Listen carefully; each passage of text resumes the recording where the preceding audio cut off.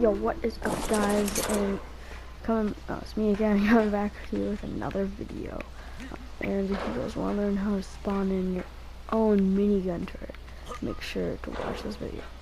Okay, so what you're gonna do is go into your admin command bar and search in GFI space turret minigun 1 space 1 space 0, and then click that admin command. See one minigun turret. And you're probably gonna want the ammo for it. So what you're gonna want to do, search in GFI advanced rifle bullet.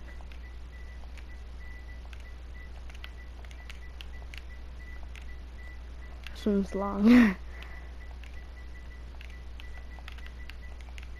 Advanced rifle bullet.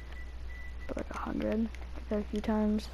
You can see 181 rifle bullets added.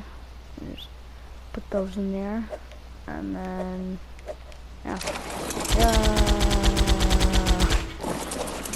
kill whatever you want with it.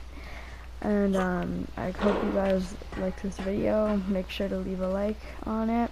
It would help me out a lot. So, and I'll see you in the next one. Peace.